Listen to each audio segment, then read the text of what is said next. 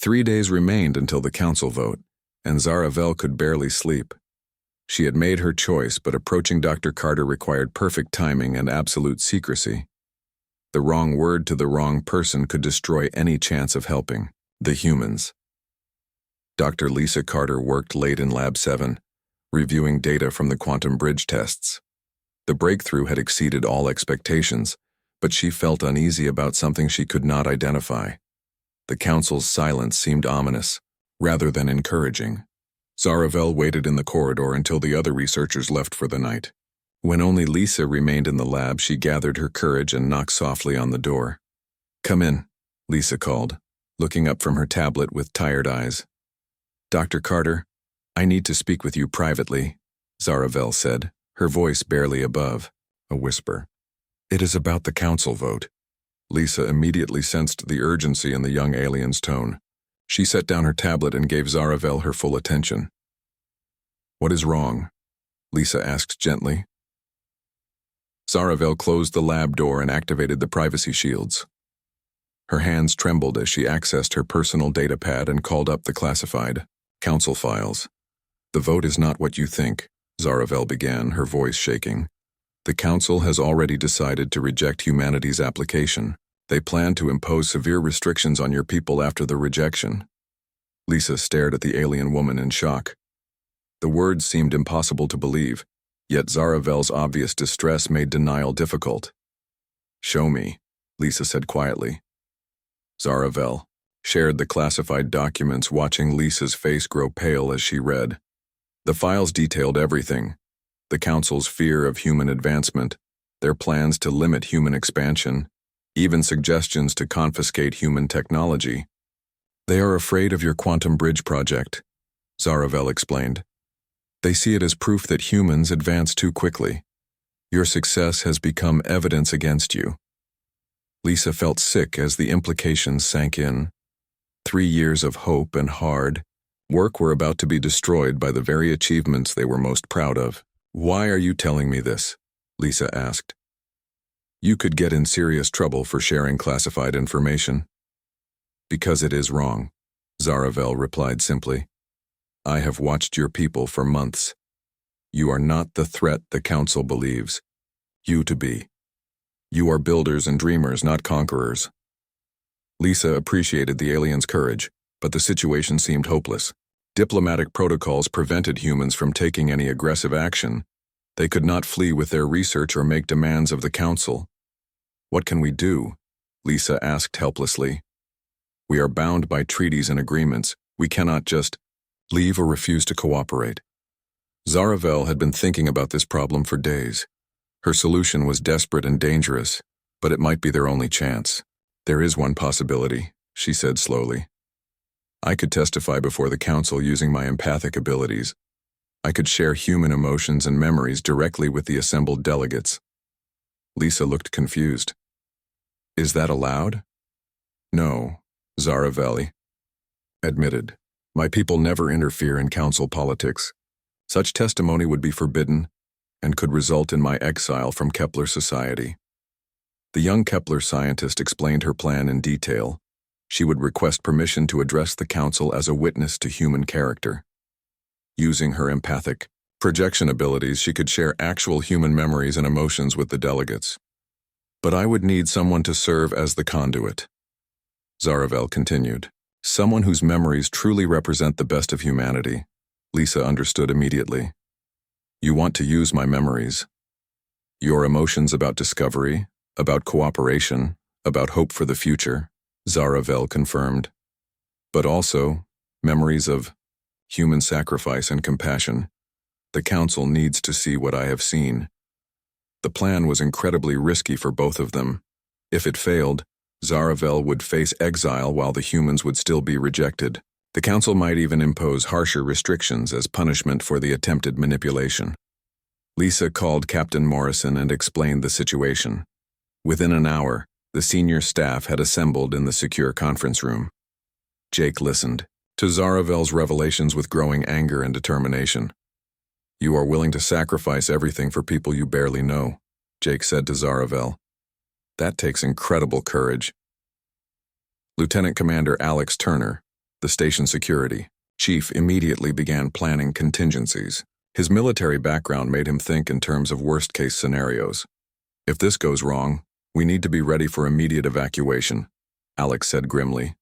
The council might try to seize our research or detain our personnel. Pilot Rachel Stone nodded in agreement. I can have the diplomatic shuttle ready for emergency departure. We can reach human space in 2 days if we push the engines hard. Communications officer Danny Hill volunteered to document everything that happened. Whatever the outcome, Earth needs to know the truth about the council's intentions, he said. Doctor, Carter looked around the room at her colleagues and friends. These people were willing to risk everything based on the word of an alien they had known for only months. Yet somehow that trust felt completely natural. I will do it, Lisa announced. If Zaravel is willing to sacrifice her future for us, then I can certainly share my memories. Zaravel felt a wave of relief and gratitude. She had hoped the humans would accept her help, but their immediate trust still amazed her. Paul Davis raised a practical concern. How do we get Zaravel into the council chamber? They are not going to just let her walk in and start projecting memories. I will request permission through official channels, Zaravel explained. As a member of the evaluation committee, I have the right to present additional evidence. The council cannot refuse without violating their own procedures. Kevin Brooks, who had been quietly listening, suddenly spoke up. What about after the testimony? Even if we succeed, Zaravel will need somewhere to go. Captain Morrison smiled grimly. If she is willing to sacrifice her place in Kepler society for us, then she will always have a place with humanity. Amy Johnson began working on the technical aspects of the plan. She would need to coordinate with Zaravel to ensure the empathic projection reached all council members effectively. I have studied your brain patterns during our work together, Zaravel told Lisa. I know how to connect with your memories safely. The projection will not harm you. Over the next day, they refined their strategy. Lisa would focus on specific memories that showed human character at its best. She would remember Helen Martinez, a teacher who died saving students during a colony disaster. She would think about Carlos Lopez, an engineer who worked for days without rest to prevent a reactor breach. She would recall Susan Taylor, a medic who treated wounded aliens despite losing her brother to their species. But most importantly, Lisa would share the emotions behind these actions. The council would feel the genuine desire to help others, the willingness to sacrifice for strangers, the hope for a better future that drove human exploration. They need to understand that humans are not perfect, Zaravel said. But they are good. They try to do the right thing, even when it costs them. As the plan took shape, everyone understood the stakes. Success would not only save humanity's chances for council membership, it would prove that cooperation between species was possible. Failure would doom humanity to isolation and oppression. 2 days before the vote, Zaravel submitted her formal request to testify. The council was surprised, but could not legally refuse her petition. She would be allowed to present her evidence, though many delegates were already suspicious of her motives. That night, Zaravel meditated on the choice she had made. Tomorrow she would stand before the most powerful beings in the galaxy and defy everything her people believed. She would risk exile to defend creatures her society considered dangerous. Yet as she thought about Kevin's homesickness, Morrison's kindness, and Lisa's joy in discovery, she felt no regret. Some principles were worth any sacrifice. Tomorrow would determine the fate of 2 species and the future of galactic civilization. The orbital station New Geneva hung in space like a silver coin against the dark backdrop of stars. Captain Jake Morrison stood at the observation deck, watching alien ships drift past the massive windows. 3 years had passed since humanity first requested membership in the Galactic Council, and still they waited for an answer. Jake turned as footsteps echoed behind him. Dr. Lisa Carter approached, her tablet glowing with research data. She looked tired but determined, the way she always did when working on something important. Lisa had spent months trying to understand alien technology, hoping to prove that humans could contribute something valuable to the galaxy. Any word from the council today? Lisa asked, joining Jake at the window. Nothing new, Jake replied. They keep saying they need more time to evaluate our application. Lisa frowned. The waiting was hard on everyone. The human delegation had worked so hard to show their best side to the alien representatives. They shared their culture, their science, their dreams for the future. Yet something felt wrong about the endless delays. In another part of the station, Zaravel moved through the research labs with quiet steps. Her blue crystalline skin caught the light as she passed under the bright ceiling panels. The young Kepler scientist had been assigned to observe human behavior as part of the Council's evaluation process. Her people were known for their ability to sense emotions, making them perfect judges of character. Zaravel paused outside Lab 7, where she could hear voices inside. Through the glass door, she watched Dr. Carter explaining something to a group of alien researchers. The human woman's enthusiasm was clear even without empathic abilities. She gestured with her hands as she spoke, her face bright with excitement about some new discovery. What struck Zaravel most was how Dr. Carter included everyone in the discussion. When the Rigel delegate asked a question, she listened carefully and answered with respect. When the young Vorthon student looked confused, she took time to explain things differently. This was not what Zaravel had expected from humans. Her people had taught her that humans were dangerous and unpredictable. They said humans started fights over small things and could not be trusted with advanced technology. Yet everything Zaravel observed contradicted these teachings. The humans she met were curious, helpful, and surprisingly gentle. Paul Davis, the human engineer, worked in the next lab over. Zaravel often watched him repair equipment with careful precision. He never got angry when things broke, never blamed others for mistakes. Instead, he would quietly figure out the problem and fix it. When alien technicians needed help, Paul would drop his own work to assist them. Amy Johnson ran the communications center on the station. Zaravel had seen her working late into the night, making sure messages reached families back on Earth. Amy learned basic phrases in dozens of alien languages just to make visitors feel welcome. She remembered personal details about everyone she met, asking about their families and homeworlds. These observations troubled Zaravel deeply. If her people were wrong about humans, then what else might they be wrong about? She began to question everything she had been taught about the galaxy and the Council's wisdom. One evening, Zaravel accessed the restricted Council files using her security clearance. What she found made her stomach turn cold. The evaluation of humanity was not really an evaluation at all. The major Council races had already decided to reject the human application. They viewed human technological progress as a threat to their own power. The files revealed the truth. Humans had developed faster than any species in galactic history. In just 200 years, they had gone from primitive agriculture to interstellar travel. This speed frightened the established powers. They worried that humans might surpass them within a few generations. Even worse, the Council planned to impose severe restrictions on human expansion after rejecting their membership. They would limit human colonies to a few star systems and monitor all human research. Some Council members even suggested destroying human space technology to prevent future problems. Zaravel felt sick reading these plans. The humans she knew deserved better than this betrayal. They had come to the Council with open hearts and genuine hopes for cooperation. They offered to share their discoveries and learn from older civilizations. Yet the Council planned to crush them simply out of fear. Captain Morrison called a staff meeting the next morning. The human delegation gathered in the main conference room, their faces showing the strain of endless waiting. Jake stood at the head of the table, his expression serious but calm. "I have news from the Council," Jake announced. "They will vote on our membership application in 7 days." The room erupted in excited chatter. Lisa smiled for the first time in weeks. Paul leaned back in his chair with relief. Amy clapped her hands together quietly. After 3 years of uncertainty, they would finally have an answer. "This is what we have worked for," Jake continued. "We have shown them our best. We have been patient and respectful. Whatever happens, we can be proud of how we have represented humanity." Zaravel listened from the corridor outside, her heart breaking. These good people had no idea what was coming. They believed in fairness and justice, concepts that seemed foreign to the Council's politics.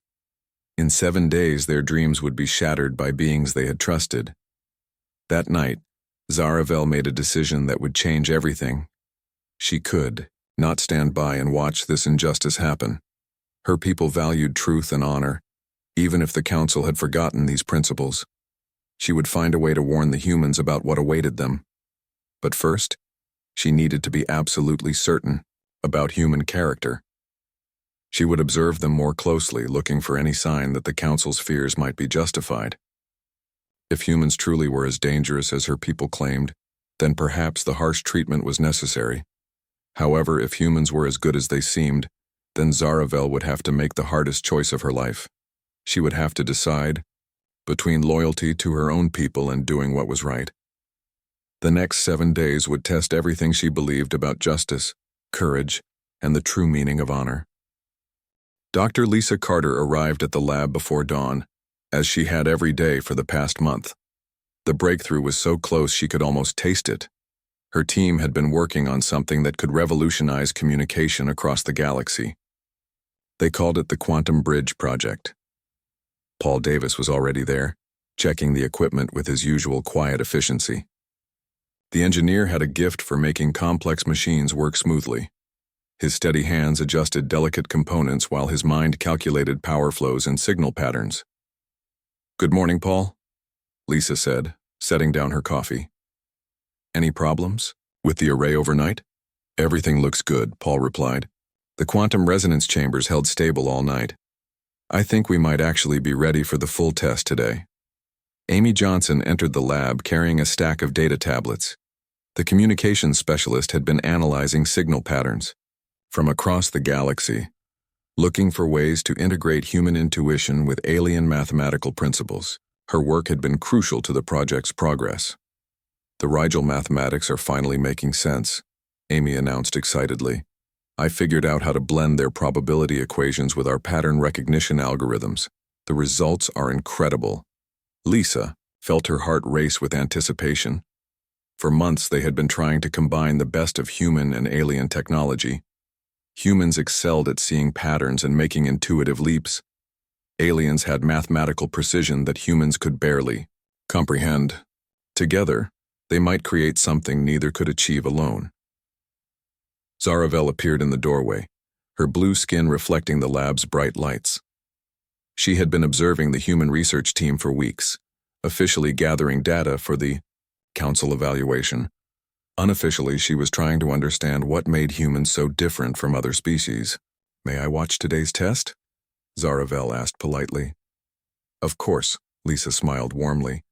"We always appreciate having you here. Your insights have been very helpful."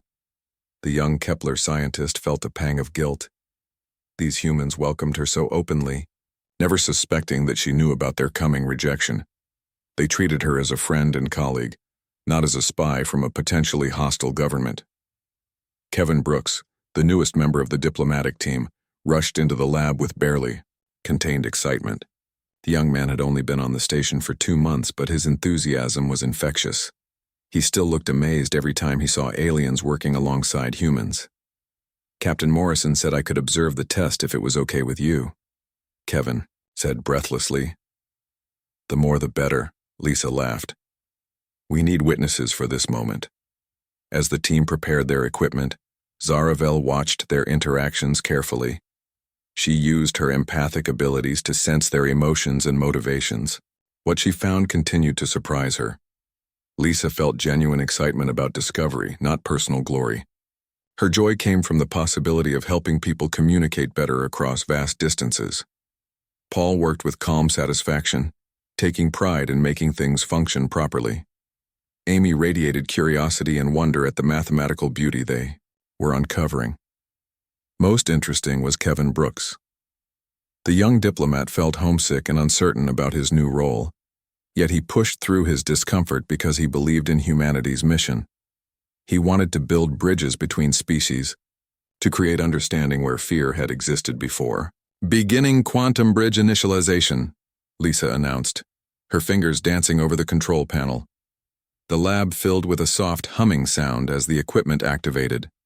Holographic displays showed energy patterns flowing between crystalline arrays. The mathematics were elegant in their complexity, combining human creativity with alien precision. Signal strength is increasing, Paul reported, monitoring the readouts. The quantum entanglement is holding stable across all frequencies. I am getting responses from the test receivers, Amy added excitedly. The signal is reaching them instantly, regardless of distance, no delay, no degradation. Zaravel watched in amazement as the test succeeded beyond all expectations. The humans had created a communication system that could transmit messages instantaneously across the entire galaxy. Such technology would transform interstellar civilization, making real-time coordination possible for the first time. But as she watched the celebration, Zaravel felt a chill of understanding. This was exactly what the Council feared. Human innovation was moving too quickly, creating advances that threatened the established order. The Council's rejection was not about human character at all. It was about power and control. That evening, Zaravel found herself walking the station corridors, her mind churning with conflicting emotions. She passed the recreation area where off-duty humans and aliens played games together. Captain Morrison sat at a table with Lieutenant Commander Alex Turner, the station security chief, discussing tomorrow's schedule. Near them, pilot Rachel Stone was teaching a group of alien children how to play a human card game. The Vorthan youngsters giggled as Rachel pretended to be confused by their obvious bluffs. Communications officer Danny Hill sat nearby, documenting the cultural exchange with his recording device. The scene was so peaceful, so full of genuine friendship, that Zaravel almost forgot about the coming disaster. Then she remembered the Council files and felt her stomach tighten with dread. She needed to know more about human nature before making her decision. Walking deeper into the station, she found herself near the residential quarters. Through an open door, she heard voices and paused to listen. Kevin Brooks was talking to someone via video communication. Zaravel could see a woman on the screen, obviously Kevin's mother back on Earth. "I miss you too, Mom," Kevin was saying, his voice thick with emotion. "But this work is important. We might be on the verge of something amazing here." "I know, sweetheart," his mother replied. "I am so proud of you. Your father would have been proud too." "I think about him every day," Kevin said quietly.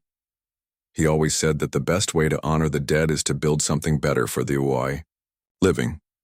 That is what we are trying to do here." Captain Morrison appeared beside Kevin, having heard the conversation. Without hesitation, the captain placed a gentle hand on the young man's shoulder. "Take all the time you need," Morrison said, softly. "Family comes first. We can handle things here for a while." "Thank you, sir," Kevin replied gratefully. "It means a lot." Zaravel felt tears forming in her eyes. Her people rarely showed such emotional support to colleagues, yet these humans did it naturally. Morrison had no obligation to comfort a homesick subordinate, yet he did so without thought of personal gain. This simple act of kindness crystallized Zaravel's decision. The Council was wrong about humans. These beings were not dangerous conquerors or selfish exploiters. They were dreamers and builders, creatures who valued compassion as much as achievement. The quantum bridge technology proved that humans could contribute incredible advances to galactic civilization. Their emotional nature, which other species saw as weakness, actually made them more creative and innovative. The galaxy needed human perspectives to grow and evolve, but in 5 days, the Council would vote to reject humanity and crush their dreams. Unless someone warned them about what was coming, these good people would be caught completely unprepared. Zaravel returned to her quarters and accessed her personal terminal. She began composing a message that would change everything. Tomorrow, she would approach Dr. Carter privately and reveal the truth about the Council's intentions. She knew this decision would have consequences. Her people valued loyalty and tradition above individual conscience. By betraying Council secrets, she would be violating everything her society held sacred. Yet as she thought about Kevin's tears and Morrison's kindness, about Lisa's joy and discovery, and Paul's quiet dignity, Zaravel knew she had no choice. Some things were more important than loyalty to corrupt institutions. Tomorrow, she would begin the most dangerous mission of her life. The Great Council Chamber on the capital world of Nexus Prime had stood for 10,000 years. Its crystalline walls rose toward a dome that showed the stars beyond, while 47 species gathered in their designated sections. The architecture was designed to inspire awe and remind all present of the galaxy's vastness. Captain Jake Morrison sat in the human delegation area, his hands clenched tightly in his lap. Dr. Lisa Carter was beside him, her mind focused on the memories she would soon share. Behind them, the rest of the human team waited in tense silence. Zaravel entered through the witness portal, her blue crystalline skin catching the chamber's ethereal light. Murmurs rippled through the assembly as delegates recognized her. Kepler representatives rarely participated in council politics, making her appearance highly unusual. High Counselor Thekran of the hegemony species called for order with his massive voice. The dominant race had controlled council politics for millennia, and their leader's displeasure was evident. The council recognizes Zaravel of Kepler Prime.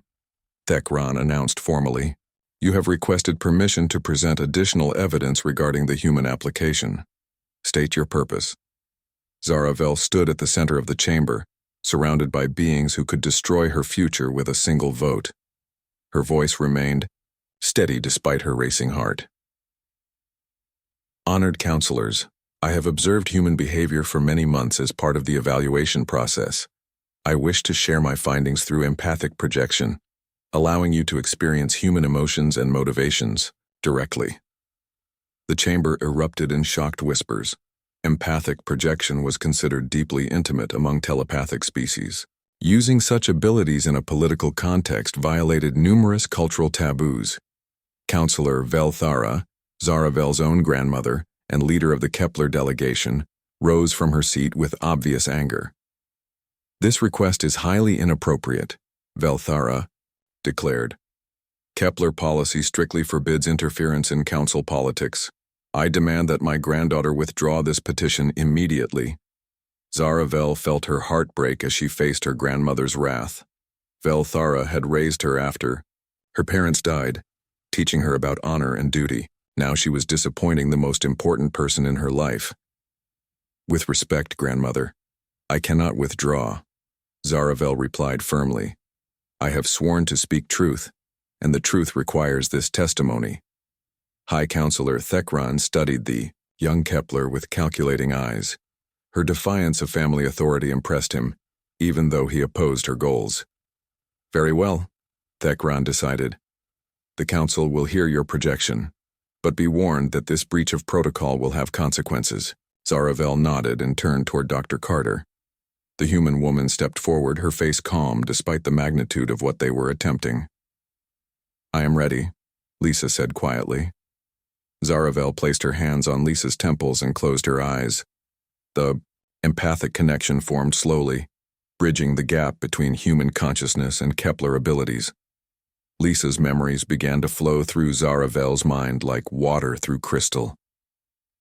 The first memory was of Helen Martinez, the teacher who had died saving her students. Lisa had known Helen personally, and the memory carried all the emotions of that terrible day. The council felt Helen's determination as she pushed children toward the escape pods while the colony habitat collapsed around them. They experienced her fear, not for herself, but for the young lives in her care. They shared her final moment of peace as the last child reached safety. Several council members shifted uncomfortably as they felt the genuine selflessness in Helen's actions. The Vorthon delegate, whose species valued individual survival above all else, looked particularly disturbed by the humans' willingness to die for others. The next memory showed Carlos Lopez during the reactor crisis. For 36 hours, the engineer had worked without rest to prevent a meltdown that would have killed thousands of colonists. Lisa shared not just his technical skill, but his emotional state during those desperate hours. The council felt his exhaustion and fear, but also his unwavering determination to protect innocent lives. The projection then shifted to Susan Taylor, the medic who had treated wounded aliens despite losing her brother to their species. The council experienced Susan's grief and anger, but also her choice to set aside personal pain for the sake of healing. They felt her gentle hands as she treated injuries, her compassion extending even to those she had reason to hate. These memories were powerful, but Zaravel wanted the council to understand something deeper about human nature. She began sharing Lisa's own experiences, showing moments that revealed the essence of human character. The delegates felt Lisa's joy when she first saw an alien city, her wonder at technologies beyond human understanding. They experienced her excitement during late-night research sessions, working alongside alien colleagues to solve problems neither species could handle alone. They shared her quiet satisfaction when a breakthrough brought them closer to their goals. But most importantly, they felt Lisa's hope. Her genuine belief that different species could work together, learn from each other, and build something greater than any could achieve alone. The council experienced her vision of a galaxy where diversity was strength, where cooperation replaced competition. The empathic projection continued for nearly an hour, showing memory after memory of human compassion and determination. The council felt the emotions of soldiers who risked their lives to save alien civilians during border conflicts. They experienced the dedication of teachers who learned alien languages to better educate refugee children. They shared the wonder of explorers who saw beauty in alien landscapes and cultures. Throughout the projection, Zaravel maintained her focus despite growing exhaustion. Empathic sharing on this scale was draining, but she pushed herself to convey every nuance of human emotion. The council needed to understand what she had learned about these remarkable beings. As the memories flowed, reactions varied throughout the chamber. Progressive species like the Andorians and Centauri showed obvious emotion, some delegates wiping away tears. Conservative factions like the Hegemony and Dominion remained stoic, though their rigid postures suggested internal struggle. Tuti's most dramatic reaction came from Councillor Velthara herself. As Zaravel's grandmother felt the depth of human compassion and hope, her anger began to transform into something else. These emotions reminded her of ideals her own people had once cherished, but slowly abandoned in favor of cold logic. When the projection finally ended, Zaravel collapsed to her knees from exhaustion. Dr. Carter immediately moved to support her, showing the very compassion the memories had demonstrated. The chamber fell silent as delegates processed what they had experienced. High Counselor Thekran was the first to speak, his voice unusually subdued. "The council has received your testimony," he said formally. "We will now proceed with deliberation and voting." As Zaravel was helped from the chamber, she caught her grandmother's eye. Velthara's expression was unreadable, but something had changed in the ancient Kepler's gaze. The vote would be closer than anyone had expected. But regardless of the outcome, the galaxy would never see humanity the same way again. The council had felt human hearts beating, human souls reaching toward the stars with hope and determination. They had experienced emotions that transcended species barriers and touched something universal in all sentient beings. Now they had to decide whether such beings deserved a place among the stars or should be feared and contained. The choice would define not just humanity's future, but the moral character of galactic civilization itself. The council deliberation lasted 6 hours, longer than any vote in recent memory. Captain Jake Morrison and his team waited in the designated holding area, unable to do anything but hope that Zaravel's sacrifice had made a difference. Dr. Lisa, Carter sat quietly, still processing the empathic sharing experience. She had felt Zaravel's mind touching hers, accessing memories with surgical precision. The young Kepler had chosen each moment carefully, seeking the most powerful examples of human character and compassion. Zaravel herself remained in the medical center, recovering from the exhaustion of extended empathic projection. Such deep sharing was dangerous even for her species, and she had pushed herself far beyond normal limits. Inside the council chamber, debates raged between the 47 species. The empathic projection had shaken many delegates who had expected to see evidence of human aggression and unpredictability. Instead, they had experienced genuine emotions that challenged their preconceptions. Councillor Brentok of the Andorian Federation spoke passionately in favor of humanity. The memories we shared show beings capable of growth and sacrifice. These are qualities we should welcome, not fear. High Counselor Thekran countered with cold logic. Emotional responses are irrelevant. Humans advance too quickly and threaten established order. Their quantum bridge technology proves they cannot be controlled. The Centauri delegate raised concerns about human unpredictability. Their emotions make them unstable. We have seen how quickly they can shift from peace to conflict. But the Rigel representative disagreed. Those same emotions drive their creativity and innovation. The galaxy stagnates without fresh perspectives. As the debate continued, it became clear that the vote would be extremely close. Species aligned along philosophical lines with progressives supporting humanity, while conservatives opposed them. The most crucial vote belonged to Counselor Vel Thara of Kepler Prime. As leader of the influential neutral faction, her decision could determine the outcome, yet she remained silent throughout the deliberations, her ancient face revealing nothing. Finally, High Counselor Thekran called for the formal vote. Each species would declare their position publicly, with the results recorded for galactic history. 1. By one, the delegates spoke. The Andorians, Centauri, and Rigel voted in favor of humanity. The hegemony, Dominion, and Vorthan opposed. Smaller species split along predictable lines, creating a virtual tie. When Velthara's turn came, the chamber fell completely silent.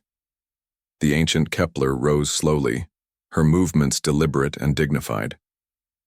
The Kepler delegation has considered this matter carefully, she began, her voice carrying across the vast chamber. We have witnessed unprecedented testimony from one of our own, delivered at great personal cost.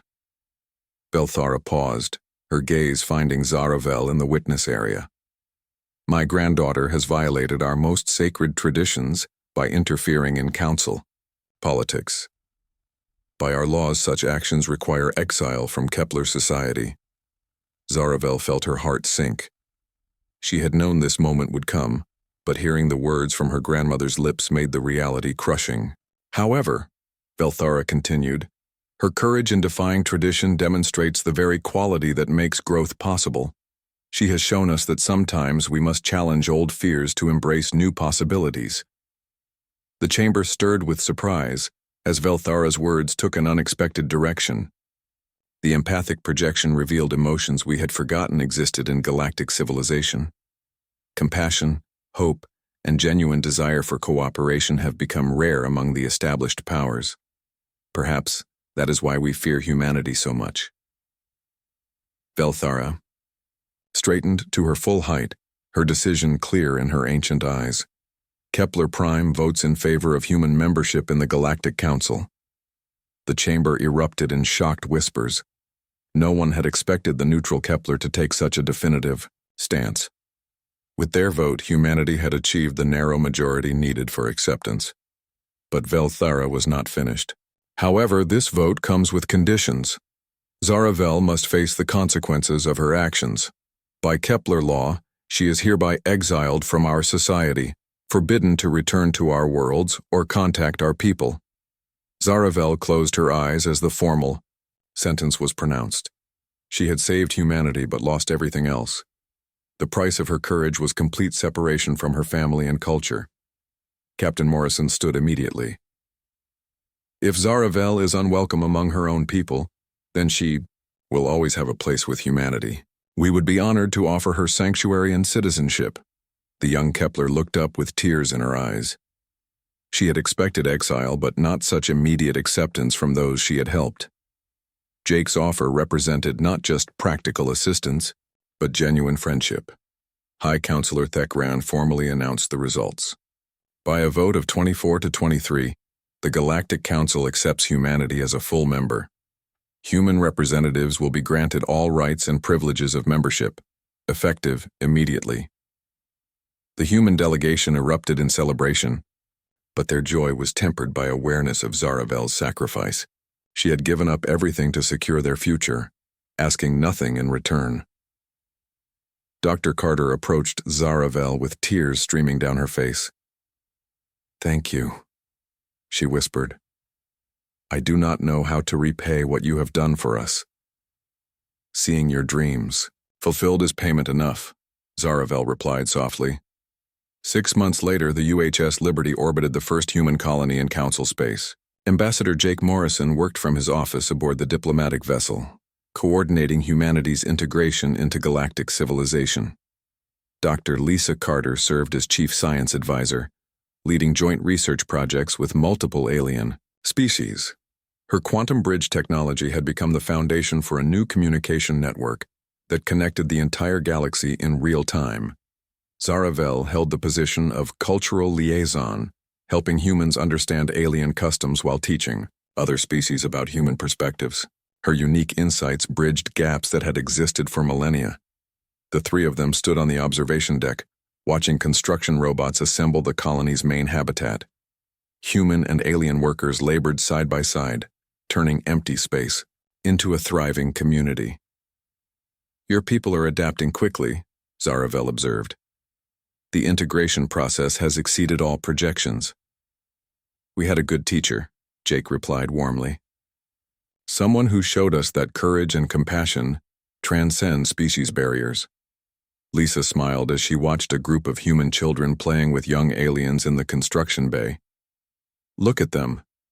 They do not see differences, only friends. That is humanity's greatest gift, Zaravel said quietly. You see possibilities where others see problems. You build bridges where others see walls. Paul Davis contacted them from the engineering section. The quantum bridge array is online. We now have real-time communication with 47 council worlds. Amy Johnson added her report from the communications center. I am receiving congratulations from across the galaxy.